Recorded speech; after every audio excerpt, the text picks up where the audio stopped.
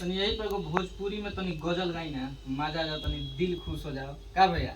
अच्छा हमने स्टूडियो में मानी जाओ अपना और साथ में बड़ भैया सुनील यादव जी बने, विजेश भाई बड़े, एगो है ने बेस बा विजयया बा भाई हेदे और उनवा बा हेदे एगो गजल के फरमाइश बा, अगर गलती हो के तो क्षमा कइला के काम बा। सब अपने घर हो, सबे परिवारे बा कि तोहरा खानी बाहर के होई जियो व्यास, तोहरा खानी बाहर के होई हमरा मन के सिंगार के होई।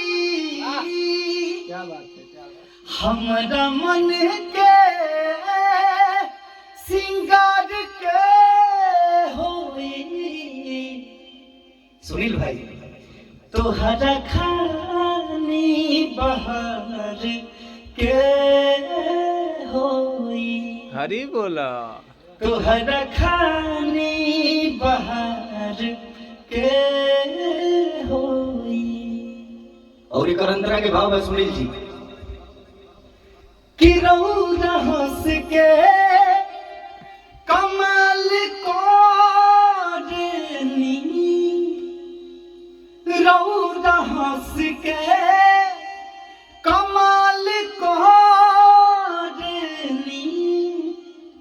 रौरा हंस के अरे कमाल कोरनी।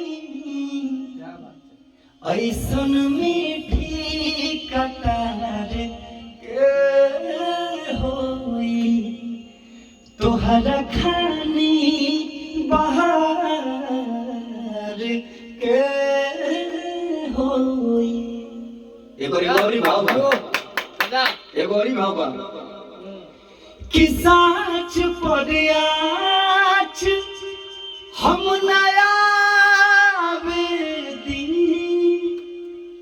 साच पर आँच हम ना वेदी कि साच पर आँच हम नया वेदी, कि साच पर आँच हम नया वेदी, कि साच पर आँच हम नया वेदी।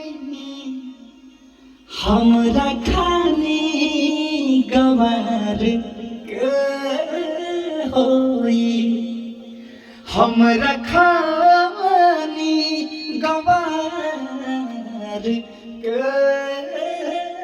होई, तोहरा